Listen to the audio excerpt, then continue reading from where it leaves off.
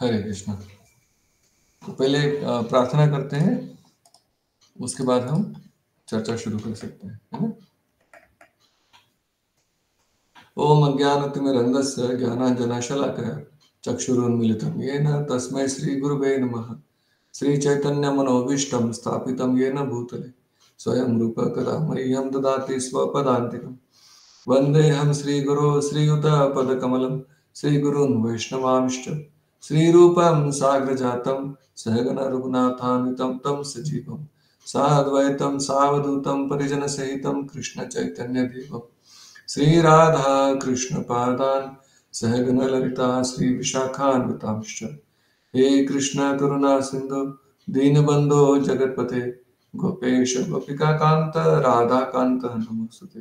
तप्त कांचन गौरांगी श्री राधे वृंदावनेश्वरी वृषभानुसुते देवी प्रणमामि हरिप्रिये। वाञ्छाकल्पतरुभ्यश्च कृपा सिन्धुभ्य एव च पतितानां पावनेभ्यो वैष्णवेभ्यो नमो नमः। जय श्री कृष्ण चैतन्य प्रभु नित्यानंद श्री अद्वैत गदाधर श्रीवासादि गौर भक्तवृंद। हरे कृष्ण कृष्ण कृष्ण हरे हरे, हरे राम राम राम हरे हरे। नमो विष्णुपादाय कृष्ण पृष्ठाय भूतले श्रीमते भक्ति वेदांत स्वामिनिति नामिने। नमस्ते सरस्वती देवे गौरवाणी प्रचारिणे निर्विशेष शून्यवादी पाश्चात्य देश तारिणे।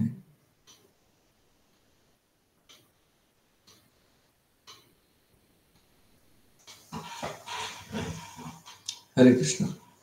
तो जैसे पिछले दो सेशंस में हमने चर्चा की थी कि पिछले से पिछले सेशन में हमने चर्चा की कि हम कौन है, हम एक आत्मा है, आत्मा के क्या गुण है, वो हमने पिछले से पिछले सेशन में चर्चा किया था। पिछले सेशन में अभी जो वेडनेसडे को सेशन हुआ, अगर आपने अटेंड नहीं किया है तो आप ऋषि प्रभु से रिकॉर्डिंग ले सकते हैं। तो उसमें हमने चर्चा किया भगवान के बारे में, है ना। और वहां पे हमने चर्चा की थी भगवान शब्द की व्याख्या भी क्या है कि 6 ऐश्वर्य होने चाहिए भगवान कोई अगर कहता है तो। भौतिक दृष्टि में हम देखते हैं जैसे फिल्म स्टार हो गए, उनमें सौंदर्य बहुत होता है ना, परंतु उनमें बाकी चीजें नहीं होंगी, 5 चीजें नहीं होंगी। शक्ति, वैराग्य, यश। यश भी हो सकता है, चलो यश भी है, सुंदरता है, यश भी है, लेकिन सारी 6 की 6 चीजें एक साथ सब में नहीं होगी। कोई बलशाली व्यक्ति है, कोई बॉक्सर है, कुछ बलशाली है, उसमें शक्ति होगी, लेकिन अचिंत्य शक्ति तो नहीं होगी। थोड़ी बहुत ज्यादा शक्ति होगी बाकी लोगों से। कोई प्लेन को रोक सकता है अगर ज्यादा ताकत हो लेकिन वो गोवर्धन पर्वत जैसे पर्वत को नहीं उठा सकता। तो और अगर उनमें 2 चीजें भी होंगी, 3 चीजें भी होंगी, तो बाकी की 3 चीजें नहीं होंगी। वैराग्य नहीं होगा। आप किसी फिल्म स्टार को बोलो आप कुछ छोटा सा काम करें, सब कुछ त्याग के वो नहीं करेंगे। तो मान लीजिए कि भौतिक जगत में किसी के पास 1, 2, 3 तक ऐश्वर्य हो सकते हैं, लेकिन वो ऐश्वर्य भी लिमिटेड है, वो हमेशा के लिए नहीं रहेगा। जैसे फिल्म स्टार्स है या फिर जो स्पोर्ट्स पर्सनालिटीज है, जो खेल कूद में आगे रहते हैं, उनका फेम कितनी देर तक रहता है, जब तक कि वो खेल रहे होते हैं। जैसे सचिन तेंदुलकर, सब लोग उनको बोलते हैं कि क्रिकेट के महान खिलाड़ी है, महान खिलाड़ी है। ठीक है, जब तक वो खेल रहे थे तब तक तो चल रहा था, जब वो खेल रहे थे तब भी कुछ लोग थे जो उनको क्रिटिसाइज करते थे, है ना। उनको क्रिटिसाइज करते थे लोग, और अभी रिटायर होने के बाद में उनको कौन ध्यान देता है ना। जब तक दिख जाता है तो फिर हाँ सचिन तेंदुलकर आ गया, बाकी टाइम कौन है सचिन तेंदुलकर पता नहीं।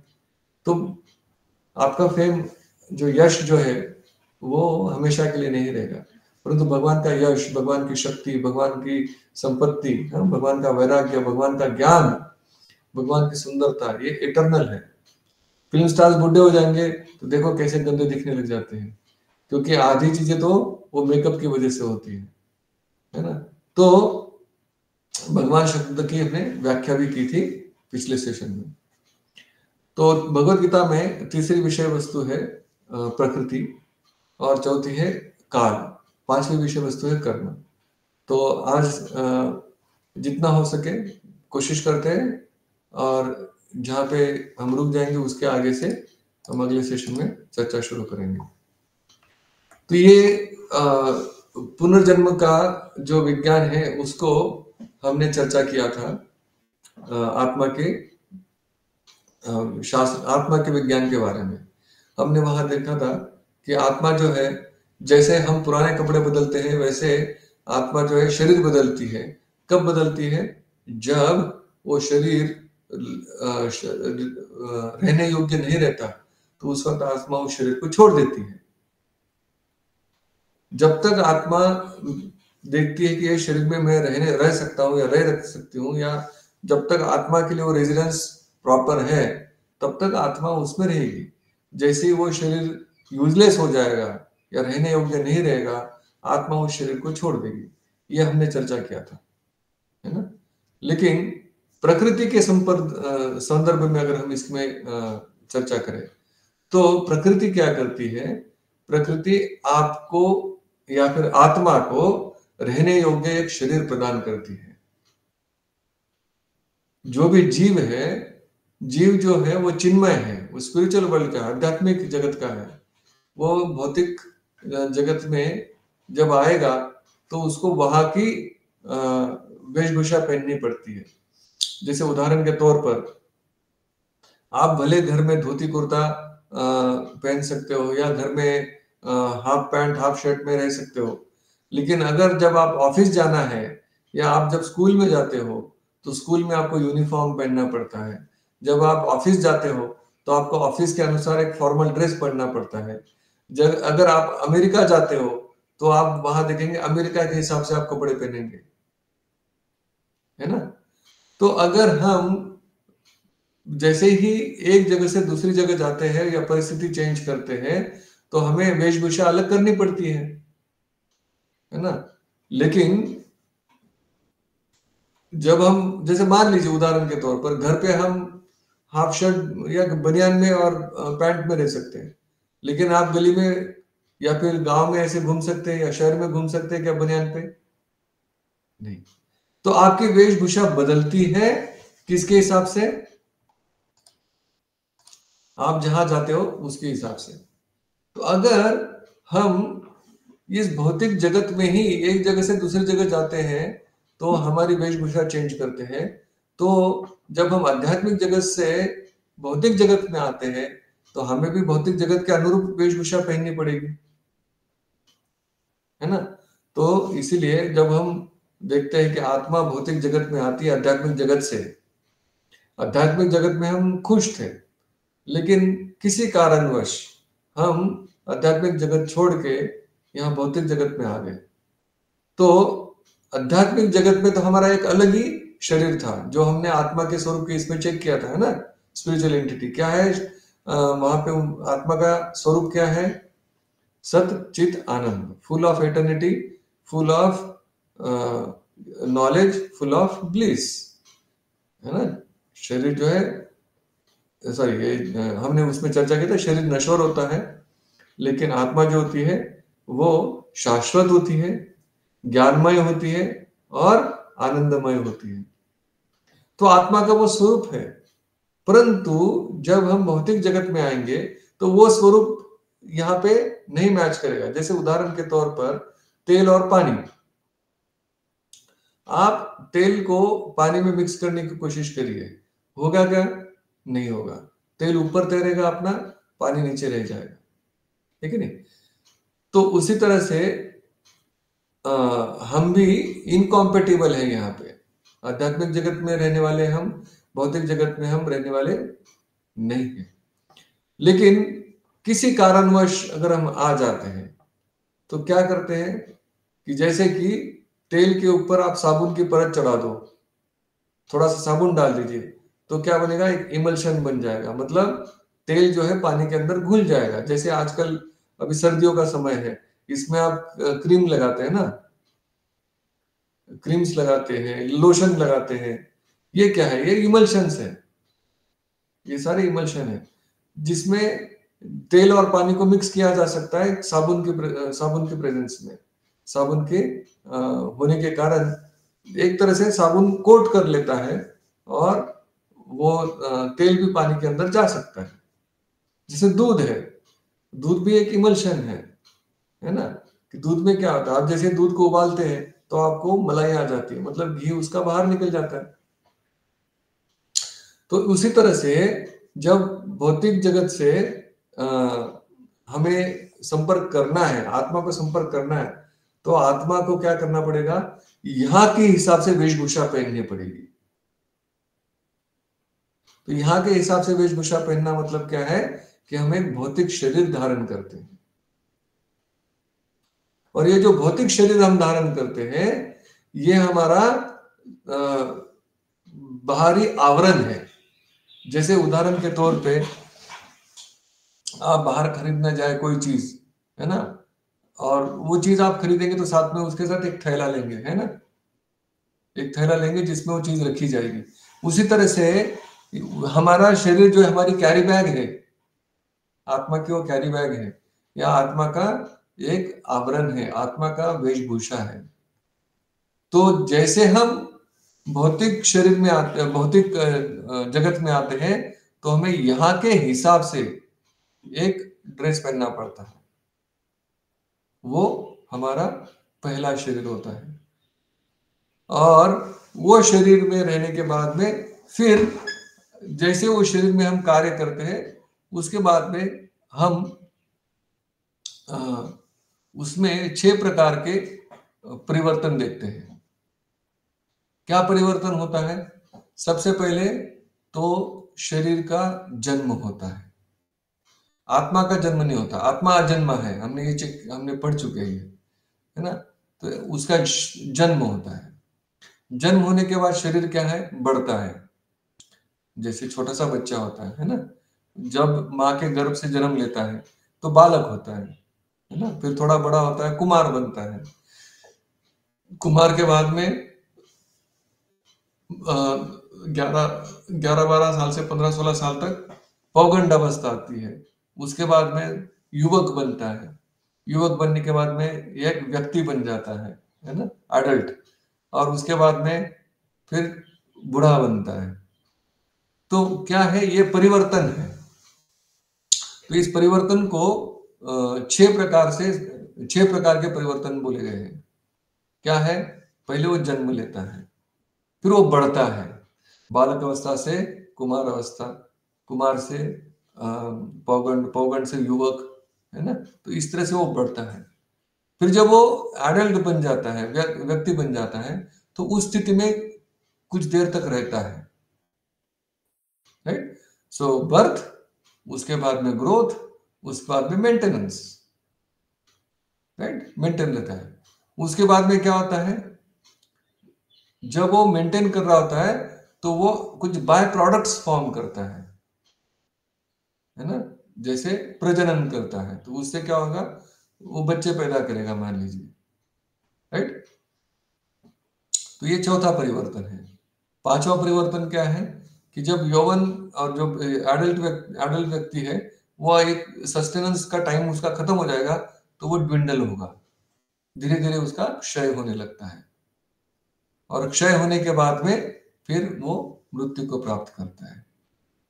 तो ये 6 प्रकार के चेंज है, जैसे यहाँ पे दिया है, हाँ, कि जैसे गर्भ में से ये कहाँ कहाँ घूम रहा है ये, हाँ, ये बच्चा है, फिर ये बढ़ रहा है, राइट।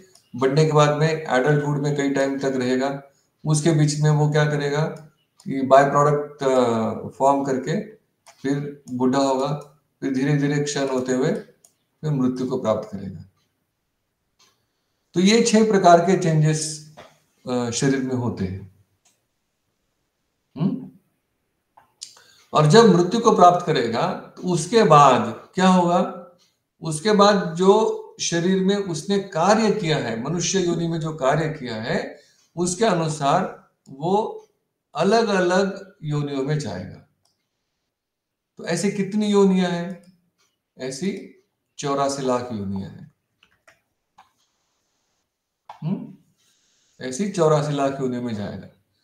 अब आप कहेंगे कि ये योनियां कौन सी है, तो शास्त्रों में दिया है कि जलज नवलक्षानि स्थावर लक्ष विंशति कृमयो रुद्र संख्याया पक्षिनाम 10 लक्षणाम त्रिंशल्लक्षानि पाशव चतुर्लक्षानि मानुषः। नीचे उसका ट्रांसलेशन दिया हुआ है कि जलज, जल में रहने वाले कितने हैं? 9 लाख, नवलक्षानी, 9 लाख प्रकार के जलचर है, या 9 लाख योनिया जलचर योनिया है। स्थावर लक्ष्य विंशति, स्थावर जो एक जगह पे गड़े रहते हैं, वो हिल डुल नहीं सकते, स्थावर, है ना। तो वो कितने हैं? विंशति, विम मतलब 2, तो विंशति मतलब 2 लाख, है ना। लक्ष्य विंशति, तो 2 लाख, सॉरी 20 लाख, 20 लाख नॉट 2 लाख, 20, विंशति 20 लाख क्या है? स्थावर। क्या होते हो? ट्रीज, पेड़ पौधे, है ना, घास, ये सारी 20 लाख प्रकार के होते हैं। कृमयो, कृमि, कृमि मतलब क्या होते हैं? जो कीड़े मकोड़े होते हैं, या जो जिनके पैर नहीं होते, जैसे रेप्टाइल्स बोलते हैं ना, ये कृमयो। कितने? रुद्र संख्या है, 11 रुद्र है, 11 रुद्र मतलब फिर 11 लाख। पक्षी नाम 10 लक्षा नाम, 10 मतलब 10, है ना, लक्षा नाम 10 लक्ष मतलब 10 लाख प्रकार के क्या है? पक्षी नाम, जो उड़ने वाले हैं वो पक्षी 10 लाख प्रकार के हैं। त्रिमशल लक्ष, त्रिम, त्रिम मतलब 3, विम मतलब 2, त्रिम मतलब 3, त्रिमशल लक्षानी पाशवा, पशु, जो पशु है जो 4 पैरों पे चलते हैं, वो कितने हैं? 30 लाख प्रकार के हैं। इस प्रकार से आपके 80 पूरे हो गए, तो फिर बोलते हैं कि चतुर्लक्षण, चतुर मतलब 4, 4 लक्ष्य, 4 लक्ष्य क्या है? मनुष्य, मनुष्य स्पेसिस। अब आप बोलोगे कि नहीं, मनुष्य सारे तो एक ही है, तो ये 4 लाख प्रकार के कैसे हुए? क्योंकि शास्त्र केवल भूलोक की बात नहीं करते ना, शास्त्र पूरे ब्रह्मांड की बात करते हैं। कुछ हायर प्लानिटरी सिस्टम से, कुछ लोअर प्लानिटरी सिस्टम से।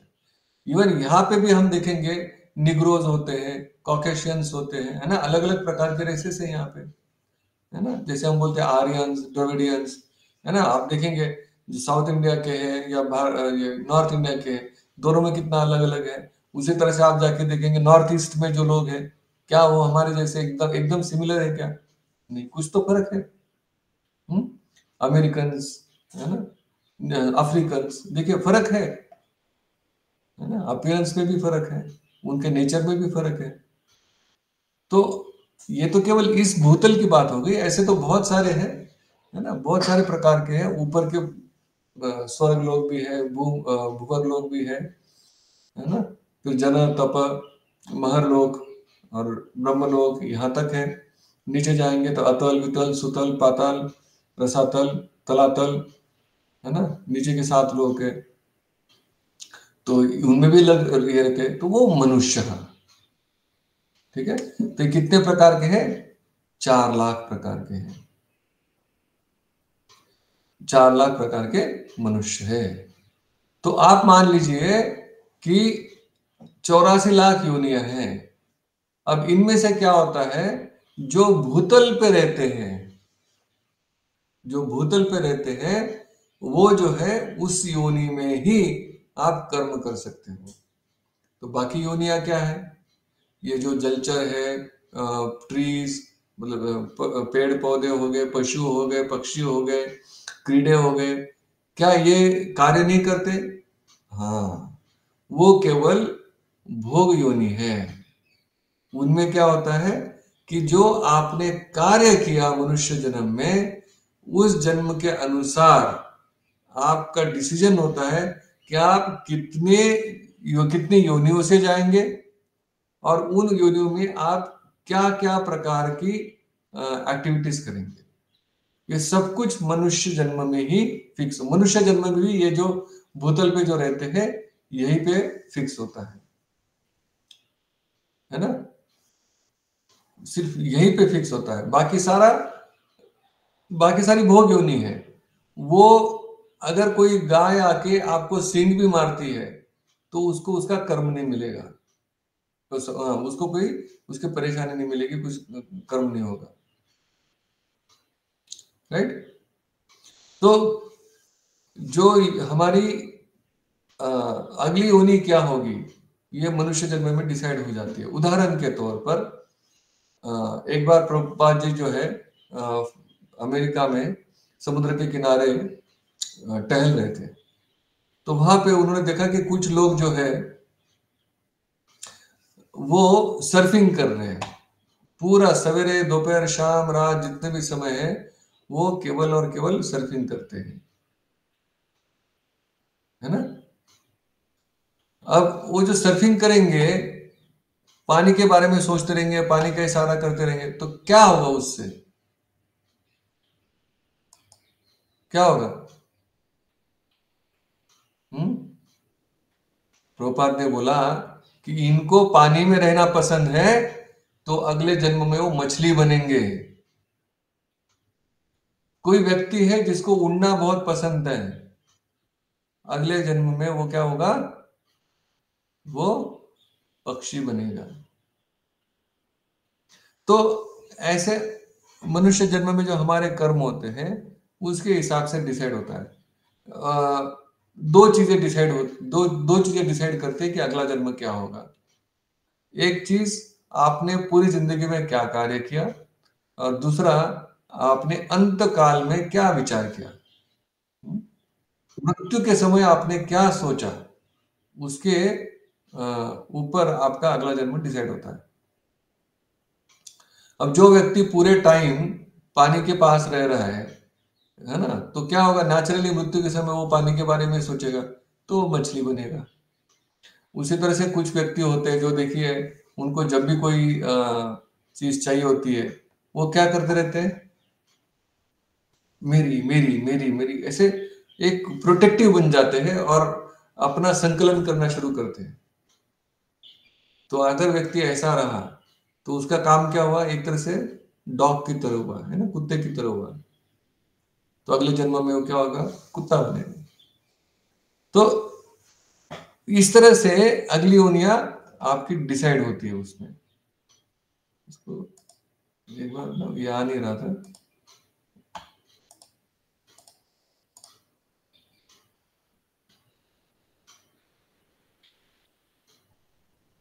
हम्म।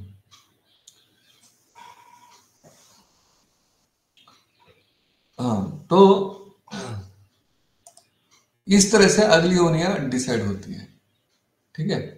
लेकिन हम जब मनुष्य जन्म में रहते हैं, तो मनुष्य जन्म में रहते हुए क्या हम कंट्रोलर होते हैं? नहीं। भगवान भगवद गीता में बताते हैं, 18वें अध्याय के 40वें श्लोक में बोलते हैं भगवान कि there is know being existing either here or among the demigods in the higher planetary systems which is freed from these three modes born of material nature। कि ये जो ब्रह्मांड है, ये जो ब्रह्मांड है, जो प्रकृति से बना हुआ है, प्रकृति से घिरा हुआ है, सारा प्रकृति का है मैनिफेस्टेशन। तो यहाँ पे ना तो देवता, ना तो मनुष्य, ना तो नीचे पाताल लोक में रहने वाले, कोई नहीं है जो इन प्रकृति के तीन गुणों के द्वारा कंट्रोल नहीं किए जाते, ये उनसे फ्री है। तो प्रकृति जो है भगवान की अध्यक्षता में कार्य करते हैं। भगवान बोलते हैं मयाध्यक्षेण प्रकृति सूयते स चराचरम। मयाध्यक्षेण, मेरी अध्यक्षता में प्रकृति क्या करती है, सूयते, सृष्टि करती है। क्या करते हैं, चराचरम, चर अचर, चलने वाले और स्थिर रहने वाले। तो जैसे ये पत्थर हो गया, पानी हो गया, है ना, ये सारी जो चीजें हैं ये भी प्रकृति का मैनिफेस्टेशन है। और इसकी संस्तुति भगवद गीता में भगवान बताते हैं कि भिन्न प्रकृति अष्टधा, हमने श्लोक पढ़ चुके हैं पहले। अष्टधा क्या है, पांच तत्व है। कौन से हैं, जल, पृथ्वी, वायु, आकाश, अग्नि, ये पांच तत्व है। और मन, बुद्धि, अहंकार, ये जो आठ है ना, ये जो आठ चीजें हैं, ये भगवान की अध्यक्षता में कार्य करते हैं, ये प्रकृति है। लेकिन इन तीन चीजों को कैसे मॉडरेट होता है? 3 गुणों के द्वारा। अब गुण का अर्थ 2 है। गुण मतलब क्वालिटी है, और गुण का संस्कृत में दूसरा अर्थ होता है रस्सी। आप देखे होंगे रस्सी बनाते हुए, अगर आप 3 धागे पकड़ के आप रस्सी बुनेंगे, है ना, तो कैसे होगा कि एक बहुत ही स्ट्रांग रस्सी बन जाती है ना, और रस्सा बन जाता है, जो भी मान लीजिए। तो उसी तरह से ये 3 प्रकृति के गुण हैं। इन 3 प्रकृति के गुणों के द्वारा मनुष्य कंट्रोल होता है, जैसे इस पिक्चर में दिखाया हुआ है ना। तो ये प्रकृति के गुण कौन से हैं? तो प्रकृति के गुण 3 कौन से हैं? ये है सतोगुण, रजोगुण, तमोगुण। सतो रजस तम, ये 3 गुण हैं प्रकृति के, जिनके द्वारा मनुष्य को कंट्रोल किया जाता है। अब इसमें देखिए, किसी में तमोगुण होगा 90%, रजोगुण 8%, 2% सतोगुण। आप इसका परम्यूटेशन कॉम्बिनेशन करिए, आपको इनफाइनाइट कॉम्बिनेशंस मिलेंगे इस पे, है ना। तो इसीलिए जब हम शरीर लेते हैं, तो इसलिए आप देखेंगे कोई भी 2 व्यक्ति सेम नहीं होते। प्रकृति ने इतने, आज पृथ्वी पे कितने लोग हैं? करीब करीब 7 बिलियन, है ना। 7 बिलियन आज पूरी लोक संख्या है पूरे विश्व की। उसमें से कोई भी 2 व्यक्ति सेम नहीं है, क्योंकि ये जो 3 गुण हैं उनका अलग अलग मिश्रण बनता है, और अलग अलग मिश्रण बन के वो, जैसे उदाहरण के तौर पर आपने अगर देखा होगा कि मूल रंग 3 है ना। कौन से 3 कलर्स बेसिक है? अब सुना होगा ना आपने, 3 रंग जो है वो बेसिक है ना, ब्लैक व्हाइट नहीं, आरजीबी बोलते हैं उसको, रेड ग्रीन ब्लू। ये 3 कलर है, ये मूल कलर माने गए। और इन 3 मूल कलर के द्वारा आप देखिए, अगर आपको घर में कलर करना है, और आप अगर पेंटर को पूछेंगे कौन सा कलर, तो वो आपको एक बहुत बड़ा एक स्टैक पकड़ा देगा कि देखिए इसमें से आप कलर चूज कर लो, है ना। बहुत बड़ा, इतना बड़ा ऐसे, उसमें एक एक पे 20-20, 30-30 रहते हैं ऐसे। या फिर आप अगर एशियन पेंट्स के कहीं पे आपने देखिएगा एडवर्टाइजमेंट, वो बोलते हैं कि वी हैव 60 मिलियन कलर्स और 60 मिलियन शेड्स। तो ये शेड्स कैसे बन रहे हैं? बस वो 3 कलर को मिक्स कर करके।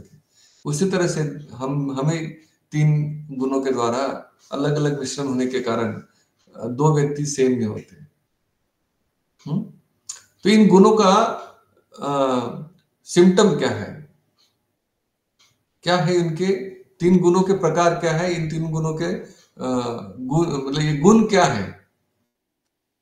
तो एक एक करके हम लेते हैं। तमोगुण, जिसको हम इग्नोरेंस बोलते हैं। तम मतलब अंधकार, तम मतलब अंधकार। तो तमोगुण अंधकारमय है, इग्नोरेंस। क्या है इसके सिम्टम्स? क्या है? मैडनेस, लेजीनेस, स्लीप, इंटॉक्सिकेशन, ये है इसके सिम्टम्स। आप देखिए, जो व्यक्ति दारू पीता है, जो व्यक्ति सिगरेट पीता है, बीड़ी, तंबाकू खाता है, आप उनको बोलो कि तंबाकू खाना बुरा है, वो छोड़ देंगे क्या? नहीं। और शायद आपने सुना भी होगा, देखा भी होगा कि जो जो व्यक्ति दारू पीते हैं, उनके घर की हालत क्या रहती है। घर में बच्चे, बीवी, माता पिता सब परेशान रहते हैं। वो जब दारू पी के घर में आता है तो मारपीट होती है ना। बच्चे उनको देख के वो भी बिगड़ जाते हैं, हालत खराब रहती है। कौन सा व्यक्ति जो अपने हाथ से विष पिएगा? कौन ऐसा व्यक्ति विष पिएगा? जिसको जिसकी बुद्धि पूरी भ्रष्ट हो चुकी है, वही करेगा ना। जैसे तंबाकू के पैकेट के ऊपर पहले आता था केवल वार्निंग, तंबाकू खाना खराब है। फिर बाद में लोगों ने अलग अलग मेथड अडॉप्ट कर ली कि चलो लोगों को समझ में आए। अब तो क्या कर दिया उन्होंने, सीधा कैंसर का फोटो छाप देते हैं, और वो व्यक्ति देख रहा है कि कैंसर का फोटो छपा हुआ है, समझ में आ रहा है कि तंबाकू खाने से कैंसर होता है ना, परंतु फिर भी वो व्यक्ति तंबाकू खाता है। तो ये मूर्खता नहीं तो क्या हुई, है ना। इसी को अंधकार बोला, इसी को तमो बोला गया है शास्त्रों में। दारू पीने से लिवर सिरोसिस होता है, लिवर फेल होता है, लेकिन फिर भी करेंगे। और जो व्यक्ति नशा करेगा, आप देखो क्या होगा, वो सोता रहेगा, नशा करके सोएगा, या उसको कुछ भी काम करने को बोलो, नहीं मैं नहीं करता, मुझे नहीं करना, है ना, एकदम निठल्ला बन जाता है व्यक्ति। तो क्यों, ये तमोगुण का प्रभाव है। ये तमोगुणी व्यक्ति होता है जो बस आलस, निद्रा, इससे भरा पड़ा रहता है। तो रजोगुण क्या है, रजोगुण इससे थोड़ा बढ़िया है, थोड़ा बढ़िया है। कैसे है, तो रजोगुणी जो व्यक्ति होता है उसकी एम्बिशंस होती है, उसको एम्बिशन मतलब उसकी बहुत आकांक्षाएं रहती है, बहुत इच्छाएं रहती है। वो चाहता है, अगर किसी को एडिक्शन है और उसे छोड़ना है तो क्या करें, क्वेश्चंस में थोड़ा बाद में लूंगा, एक बार चर्चा पूरी करते हैं। तो रजोगुणी व्यक्ति जो है उसकी बहुत इच्छाएं होती है, बहुत आकांक्षाएं होती है। अब उस इच्छा और आकांक्षाओं को पूरा करने के लिए वो बहुत मेहनत करता है, बहुत मेहनत करता है। वो व्यक्ति कभी शांत नहीं रह सकता, उसको बस एक्टिविटी करनी है, कुछ ना कुछ करते रहना है, शांत नहीं बैठेगा वो कभी, है ना। जैसे उदाहरण के तौर पे वो व्यक्ति देखता है कि अरे उस व्यक्ति के पास कार है, मेरे पास कार नहीं है, तो बस जब तक कार खरीदने लगा बहुत मेहनत करेगा, जब तक देखेगा। उसको ईर्ष्या होती है, क्योंकि जब वो देखता है कि दूसरों के पास मुझसे ज्यादा है, तो वो उससे ईर्ष्या करके वो उस तरह से बनना चाहता है। इस तरह से बहुत ज्यादा मेहनत करता है। अब मेहनत करने के बाद में क्या होगा, जैसे उदाहरण के तौर पे वो व्यक्ति देखता है कि मेरी इच्छा है कि मुझे समाज में बड़ा स्थान मिले, सब मेरी पूजा करे, सब मुझे प्रतिष्ठा मिले। तो वो प्रतिष्ठा पाने के लिए, मान पाने के लिए वो क्या करेगा, कभी हॉस्पिटल खोल दिया, कभी लोगों को खाना खिला रहे, कभी कुछ कर रहे, कभी कुछ कर रहे, कभी कुछ कर रहे। शांत नहीं बैठेगा, करता रहेगा, कुछ ना कुछ करता रहेगा, ताकि, और इच्छाएं कभी पूरी नहीं होती। इच्छाओं की संस्तुति खुजली से की गई है शास्त्र में। जैसे अगर आपको खुजली आए, है ना, थोड़ा सा खुजलाने के बाद में क्या लगता है, शांत हो जाता है खुजलाहट? नहीं, वो दुगनी होती है। उसी तरह से उसकी एक इच्छा पूरी होने के बाद दूसरी इच्छा, फिर तीसरी इच्छा, चौथी इच्छा, पांचवी इच्छा। और जो इतना कार्य करेगा तो बहुत ही सरल है कि उसकी कामुकता भी ज्यादा होगी। इसलिए there be attraction between man and woman. वो व्यक्ति जो है इतना कार्य करेगा तो कहीं ना कहीं वो कार्य की भोग लेने की इच्छा करेगा, है ना। उसको लगेगा कि हाँ, अगर मैं हॉस्पिटल खोलता हूँ, स्कूल खोलता हूँ, या कुछ समाज का कार्य करता हूँ, यहां तक कि आप देखिए मंदिर में भी लोग जाते हैं तो वहां पे क्या करते हैं, पंखा देते हैं तो लिखते हैं ये पंखा इन्होंने दान किया, फर्श इन्होंने लगवाई, उन्होंने। क्यों ऐसा करते हैं, क्योंकि उनकी इच्छाएं बहुत होती है कि मुझे पूजा मान प्रतिष्ठा मिले, और उस पूजा मान प्रतिष्ठा के चक्कर में वो कार्य करते रहेंगे, है ना? तो बस कार्य ही कार्य करना है और कुछ नहीं है। इसको रजोगुणी बोला जाता है। ठीक है। एक तो व्यक्ति है जो कोई कार्य नहीं करेगा, बस पड़ा रहेगा, वो हो गया तमोगुनी। दूसरा है रजोगुनी, जो बस कार्य कार्य करेगा और कुछ नहीं करेगा। तो तीसरा कौन? तीसरा जो शांत है उसको सतोगुनी बोलते हैं। सतोगुनी व्यक्ति मतलब गुडनेस। वो व्यक्ति क्या है, उसके पास ज्ञान होता है। हाँ, उस पहली बात तो उसको समझ में आता है कि मुझे इतनी ये गलत चीजें नहीं करनी है, नशा नहीं करना है, मांसाहार नहीं करना है ना। ये चीजें उसको समझ में आती है। मुझे इधर उधर भागम भागी नहीं करनी है, क्योंकि भागम भाग करने में शरीर थक जाएगा। मुझे ऐसे काम नहीं करने हैं। वो तो शांत रहता है, इसलिए उसके पास ज्ञान है। किस चीज का ज्ञान है? कि मुझे ये चीजें नहीं करनी है, तमोगुनी चीजें नहीं करनी है, रजोगुनी चीजें नहीं करनी है, इसका ज्ञान रहता है।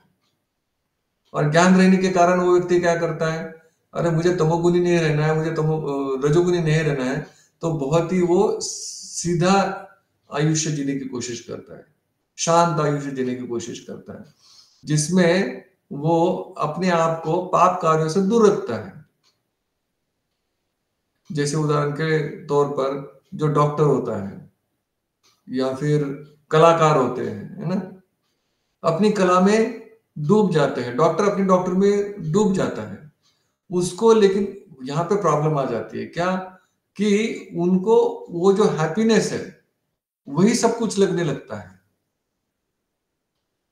उसमें जो उनको शांतता मिलती है, वो कभी भी देखो भागदौड़ की जिंदगी नहीं जिएंगे। वो एकदम भागदौड़ से दूर शांत रहने की कोशिश करेंगे, है ना। लेकिन होता क्या है कि वो शांति में ही उनको इतना अच्छा लगता है कि और कुछ करने का उनका मन नहीं करता। फिर वो भक्ति नहीं पाते, वो भक्त नहीं बनते। वो चैरिटी करते हैं, दान देते हैं, है ना। लेकिन किस लिए दान करते हैं? हाँ, उससे पुण्य मिलता है इसलिए दान करेंगे, मंदिर जाएंगे, दर्शन करेंगे, लेकिन भक्ति के इसमें नहीं जाएंगे। क्यों? मंदिर में शांति मिलती है ना, दान करने से शांति मिलती है। तो वो केवल शांति ढूंढते रहते हैं, शांति के अलावा उनको और कुछ नहीं चाहिए। तो उसमें जो आनंद मिलता है शांति में, जैसे एक कवि है, वो कविता रचने में देखो कितना शांति रखता है, कितना उसको आनंद आता है ना। या कोई लेखक है जो जब लिखने बैठता है तो वो लिखने में ही उसको आनंद आता है। वो पूरा वही काम करता रहेगा, उसको उसके ऊपर नहीं सोच सकता। वो सोचता है कि यही मेरा जीवन है, ये शांति का जीवन, इससे ज्यादा और क्या करना है हमें। तो इसलिए वो उससे भी ऊपर नहीं जाना, ये खतरा रहता है, ये खतरा रहता है। ठीक है। और क्या सिम्टम्स है? हाँ, अंडरस्टैंडिंग, है ना। इग्नोरेंस में क्या है, वो रिलीजन को रिलीजन समझता है, रिलीजन को रिलीजन समझता है, और हमेशा टेढ़ी चाल चलता है ना। कोई बोलता है मांसाहार नहीं करना, क्यों नहीं करना मांसाहार? भगवान ने सब खाने के लिए तो बनाया हुआ है ना। आप लोग दूध नहीं पीते क्या? आप लोग पेड़ पौधे नहीं खाते क्या?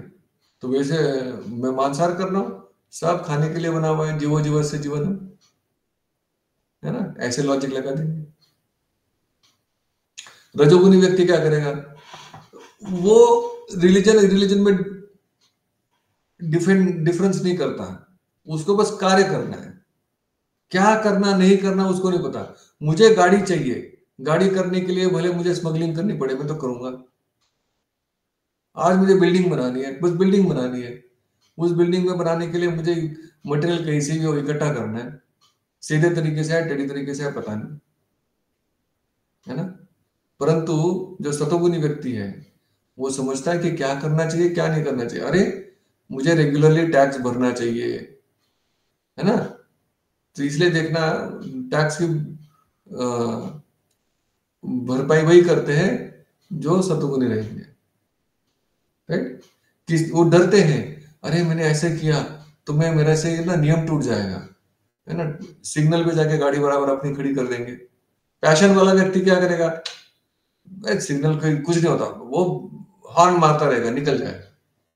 तमोगुनी व्यक्ति क्या है, सिग्नल हो ना हो, मुझे यदि यहां खड़ी करनी तो मैं खड़ी कर दूंगा, राइट। तो इसलिए क्या होता है, जो तमोगुनी व्यक्ति है उसका डिटर्मिनेशन जो है वो बहुत ही फ्लिम्जी होता है, बहुत ही फ्लिम्जी होता है। वो कुछ कार्य नहीं कर सकता, क्योंकि उसको कुछ करने को बोलो, नहीं यार नहीं करना, मुझसे नहीं होगा, मुझे होगा ही नहीं, पहले ही मना कर देंगे। दूसरा व्यक्ति क्या है, करना है, ठीक है अभी करता हूं, बस करना है, कर क्यों कर रहे हो भाई, नहीं करना है, वो पैशन वाला रजोगुनी। तो वो और गुडनेस वाला क्या है, उनका डिटर्मिनेशन स्ट्रांग होता है कि नहीं, मैं ये कार्य नहीं करना है तो नहीं करना है, मुझे समाज में मेरा नाम खराब हो जाएगा तो मैं तो ऐसा करूंगा नहीं। अपनी कविता मेरी कविता है, मेरी लेखन मेरा, मेरी किताब मेरी किताब है, उसी में उसको आनंद आएगा, बस और कुछ नहीं करेगा। हम्म? तो अगर आप इससे जो आनंद आता है, आनंद की कंपैरिजन करेंगे, तो जो उदाहरण के तौर पे इग्नोरेंस व्यक्ति है, उसको आनंद की तो कोई अनुभूति है ही नहीं। आनंद की अनुभूति क्या है, पॉइजन ही उसके लिए अनुभूति है, राइट। नशा करना, मांसाहार करना, ये इसी में उसको आनंद आएगा। और इस वजह से क्या होगा, जब भी नशा खत्म हो जाएगा, उसको लगा अब मैं दुखी हो गया, तुरंत वो कुछ भी कार्य करेगा लेकिन नशा करेगा, क्योंकि वो नशे में जो आनंद आता है उसको स्वीकार करेगा वो बस। लेकिन रजोगुनी व्यक्ति क्या है, वो व्यक्ति जो है वो बहुत कार्य करता है तो उसको आनंद आता है वो कार्य करने में, उसको अच्छा लगता है, अरे आज मेरे पास गाड़ी आ गई, मेरे पास पैसा आ गया, मुझे ये आ गया वो आ गया। लेकिन इतना कार्य कर जाता है कि उसकी हेल्थ जो है कॉम्प्रोमाइज हो गई, स्वास्थ्य खराब हो गया। स्वास्थ्य खराब होने के कारण क्या होगा, जो उसने पैसा कमाया, गाड़ी कमाई, ये क्या, वो खुद एंजॉय नहीं कर सकता, वो खुद एंजॉय नहीं कर सकता। क्यों, क्योंकि उसकी स्वास्थ्य खराब हो गई, है ना। आपने देखा होगा बहुत सारे व्यक्ति हैं, जैसे आपने ड्राइवर रख लिया, गाड़ी तो ड्राइवर चला रहा है ना, तो आपने पैसा कमाया किसके लिए कमाया, गाड़ी खरीदी किसके लिए खरीदी, खुद के लिए खरीदी या ड्राइवर, लेकिन एंजॉय तो ड्राइवर कर रहा है। तो मतलब इनका एंजॉयमेंट कोई और ही कर जाता है, इसलिए इनिशियली तो ये नेक्टर लगता है, हाँ आनंद आता है, लेकिन बाद में वो पॉइजन बन जाता है ना। स्वास्थ्य खराब होने से डायबिटीज हो गया, मैंने इतना पैसा कमाया, इतना पैसा कमाया, लेकिन डायबिटीज के कारण मैं मीठा नहीं खा सकता, है ना। तो ये, लेकिन गुडनेस वाले व्यक्ति क्या है, वो अपने आप को कंट्रोल में रखते हैं, रोज सवेरे वॉक करेंगे, है ना, खाने में परहेज करेंगे, नशा नहीं करेंगे, वो नहीं करेंगे। पहले पहले खराब लग सकता है कि अरे ये ये चीजें क्यों कर रहा हूं मैं, ऐसा लग सकता है, लेकिन बाद में वो बेनिफिट देता है, क्योंकि वो उनकी लॉन्गेविटी ज्यादा होती है, वो ज्यादा जीते हैं, शांति से जी रहे हैं, किसी को परेशान नहीं करते, तो उनको कोई परेशान नहीं करेगा, है ना।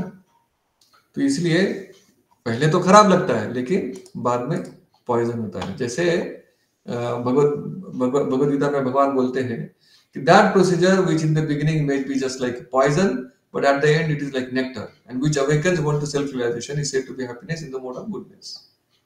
पहले पहले खराब लगता है, लेकिन बाद में वो आनंद देता है।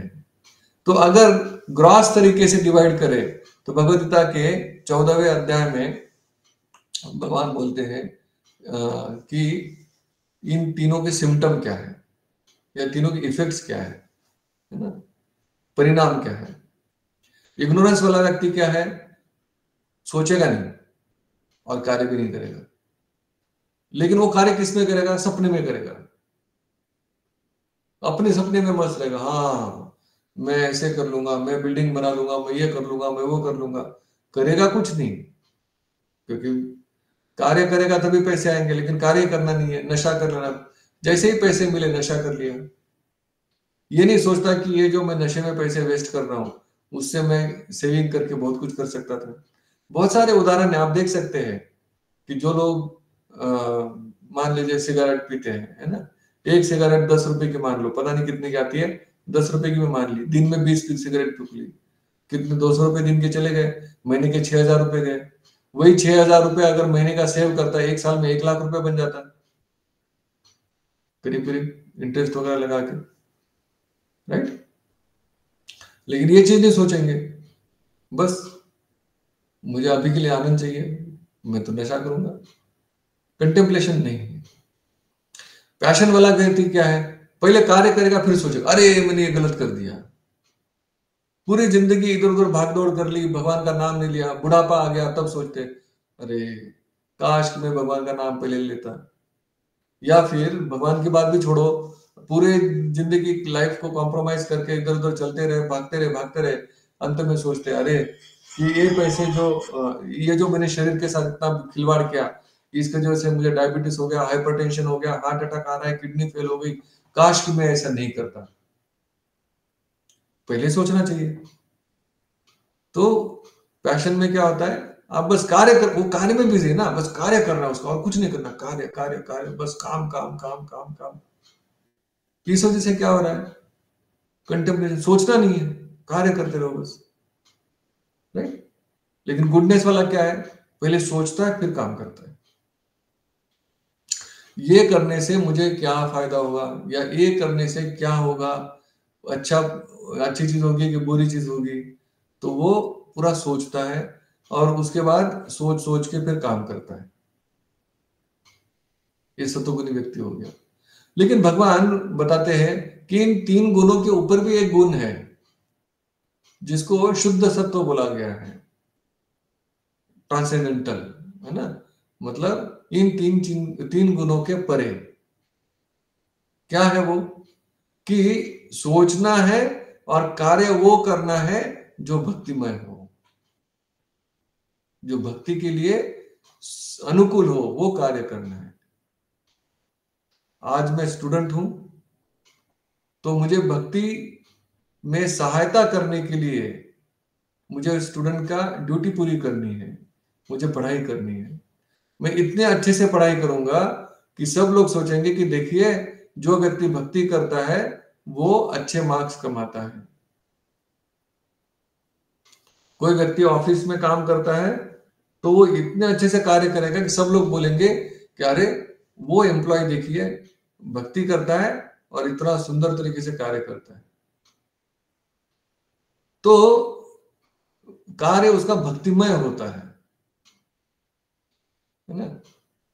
तो ये ट्रांसेंडेंटल, ये शुद्ध सत्व होता है जिसमें हर कार्य में वो भक्ति लेके आएंगे। सोना भी है तो भक्ति है, क्यों, क्योंकि अगर मैं 6 घंटे अच्छे से नींद लूंगा तो कल सवेरे उठ के मैं सेवा अच्छे से कर सकता हूँ, मैं पढ़ाई अच्छे से कर सकता हूँ, है ना। तो उनकी जो भी एक्टिविटी जो होगी वो सारी की सारी एक्टिविटी एक तरह से स्पिरिचुअलाइज रहेगी, आध्यात्मिक रहेगी। खाना भी खाएगा तो क्या सोच के खाएगा कि मुझे ये शरीर को स्वस्थ रखना है, इसलिए मुझे ये खाना खाना है। शरीर स्वस्थ होगा तो क्या होगा कि मैं भगवान का नाम ले पाऊंगा और भगवान की भक्ति कर पाऊंगा और मेरी जो ड्यूटी है उसको पूरा कर पाऊंगा। तो क्या हुआ, वो खाना नहीं हुआ, वो क्या बन गया, प्रसाद होता है। वो पहले भगवान को भोग लगा के फिर खाएंगे, है ना। तो एक्शंस वही होती है, खाना पीना सोना सेम काम रहेगा, लेकिन वो काम स्पिरिचुअलाइज हो जाता है अगर हम उसमें भक्ति की सुगंध डाल देते हैं, ठीक है ना। तो ये प्रकृति के ऊपर चर्चा है। काल हम अगली बार लेंगे क्योंकि अभी 6 बज चुके हैं। हम इसको काल को और कर्म को अगली बार चर्चा करेंगे, ठीक है। तो अगर आपका कोई प्रश्न है तो उसको हम अभी ले सकते हैं। यहाँ पे लिखा है अगर किसी को एडिक्शन है और उसे छोड़ना है तो वो कभी कभी खा लेगा कुछ इंटॉक्सिकेशन वाली या एटसेट्रा, तो वो क्या माना जाएगा, नहीं। ऐसा नहीं होता है ना, ये ब्लैक एंड व्हाइट होता है ये चीज, आपने नशा किया या आपने नशा नहीं किया। ठीक है, कर रहे हो या नहीं कर रहे हो। हाँ, आप कोई बोल सकते हो कि अरे मैं तो दिन में एक ही सिगरेट पीता हूँ, बाकी लोग तो 100 सिगरेट पीते हैं। आपको सिगरेट स्मोकर ही बोला जाएगा, एक पियो या 1000 पियो, है ना। परंतु भक्ति में इतनी शक्ति है कि अगर कोई एडिक्शन है तो वो छूट सकता है, क्योंकि वो ये सोचता है, उसकी थॉट प्रोसेस क्या होती है कि हाँ, ये कृष्ण नहीं चाहते कि मैं ऐसा काम करूं, तो कृष्ण नहीं चाहते इसलिए मैं नहीं करूंगा। भगवान चाहते हैं कि मैं ये गलत काम नहीं करूं, तो मैं नहीं करूंगा, तो वो छूट जाता है। इतने रिहेबिलिटेशन प्रोग्राम चल रहे हैं, नशा मुक्ति केंद्र वगैरह इतने सारे चल रहे हैं, क्यों फेल होते हैं? क्योंकि इनमें एक अ, पद्धति दी जाती है कि आपने ऐसा करो, वैसा करो, ये करो, वो करो। थोड़ा हायर चीज देनी चाहिए। जैसे अगर आप देखेंगे, कोई भी भक्त देखिए, कौन सा भक्त नशा करता है? प्रभुपाद जी के टाइम पे जो भक्त बने थे, वो तो पूरे नशेड़ी थे। प्रभुपाद ने बोला कि आपने हिप्पी थे वो तो, जो प्रभुपाद ने बोला कि नहीं आपने ये नहीं करना है, नहीं, है ना। उदाहरण के तौर पे एक श्याम सुंदर प्रभु है, एक श्याम सुंदर प्रभु है जो सैन फ्रांसिस्को में मंदिर खोलने गए थे, प्रभुपाद ने भेजा था उनको। तो प्रभुपाद जी भी बाद में सैन फ्रांसिस्को गए, वहां पे तो किसी घटना में प्रभुपाद जी को जगन्नाथ बलदेव सुभद्रा की छोटी छोटी मूर्तियां मिल गई। तो श्याम सुंदर जी थे, वो बहुत ही क्या बोलते हैं उसको, कारपेंटर थे। कारपेंटर मतलब समझ गए, कारपेंटर थे। तो प्रभुपाद जी ने बोला कि क्या आप इसकी बड़ी मूर्ति बना सकते हो? तो वो बोले कि हाँ, बनाऊंगा। तो वो लकड़ी लेके आए और उसको तराशने लगे जगन्नाथ जी की रूप में, लेकिन वो सिगरेट पीते थे। तो वो क्या करते, सिगरेट पी रहे होते और थोड़ा तराश लेते, फिर सिगरेट लेते और जगन्नाथ जी के सर के ऊपर रख देते और फिर तराशते। तो प्रभुपाद जी ने उनको बोला, Krishna does not like smoking. एक चीज बोली बस, Krishna does not like smoking. उन्होंने उसी वक्त सिगरेट छोड़ दी, उसी वक्त। तो कहने का अर्थ यह है, जैसे ही भक्ति आ जाती है, भक्ति आते ही हमारी भावना चेंज होती है। इसलिए ये क्या है, कृष्ण भावनामृत संग, भावना बदलने का कार्य करती है भक्ति। जब भावना बदल जाएगी, हम समझ जाएंगे कि कृष्ण को अच्छा नहीं लगता तो हम नहीं करेंगे, तो हम छोड़ देंगे।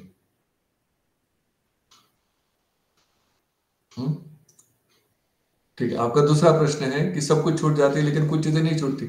देखिए, आपने फैन बंद कर दिया, फैन का बटन ऑन कर ऑफ कर दिया, तो फैन के पत्ते एकदम से रुक जाते हैं क्या? नहीं, धीरे धीरे धीरे धीरे रुकते हैं, है ना। तो उसी तरह से जो हम भी है, इतने जन्म से पाप कार्यों में लगे हुए हैं, इतने जन्म से लगे हुए हैं, तो कभी कभी हमारी इच्छाएं, कभी कभी हमारी जो संस्कार है, वो इतने प्रबल है कि वो बुद्धि को नहीं सुनते। मन इतना चंचल है, वो बुद्धि को नहीं सुनता, और फिर हम कोई गलत कार्य कर देते हैं।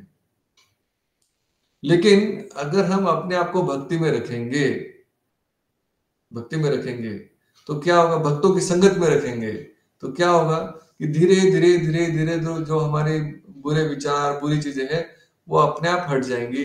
जैसे एक पंखा जो है, बंद करने के बाद में एकदम से नहीं रुकता, धीरे धीरे धीरे करके रुक जाएगा, वो चीजें भी रुक जाएंगी,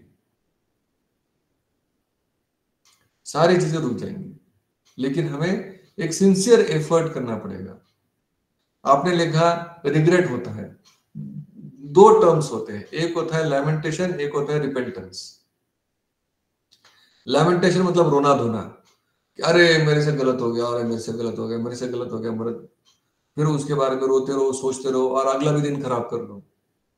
इसको बोलते हैं लैमेंटेशन, वो यूजलेस है। दूसरा है रिपेंटेंस। रिपेंटेंस मतलब कि हम अंदर से फील करें कि अरे मैंने ये गलत किया, अगली बार नहीं करना मुझे, है ना। तो वो जरूरी है, हमें रिपेंट करना है, लैमेंट नहीं करना है। जब रिपेंटेंस करेंगे तो अपने आप धीरे धीरे धीरे कम हो जाएगा, चिंता मत करिए। ये सारी चीजें, सारे दुर्गुण जो है वो निकल जाएंगे, क्योंकि हमारे शरीर के है ना ये सारे दुर्गुण। इतने सालों से हम शरीर स्वीकार करते आ रहे हैं, कितने millions of life times we have taken, कितने बर्थ ले लिए हमने, तो एकदम से सारे ना थोड़े संस्कार हटेंगे। लेकिन जैसे जैसे अच्छे संस्कार आएंगे, भगवान की भक्ति हमारे अंदर आएगी, तो ये सारी दुर्गुण जो है शरीर के सब निकल जाएंगे, चिंता मत करिए, ठीक है। लेकिन एक एफर्ट होना चाहिए आगे से। रिपेंटेंस मतलब हम एक एफर्ट लगाए, अपना एक एंडेवर करे, कोशिश करे कि हाँ मुझे ये चीज नहीं करनी है। हाँ, जैसे ही कोई व्यक्ति मांसाहार कर रहा होता है और जैसे ही मांस सामने देखता है, उसको तुरंत लगना चाहिए अरे कृष्ण तो नहीं खाते, मैं तो नहीं खाऊंगा, है ना। ठीक है, और कोई प्रश्न है?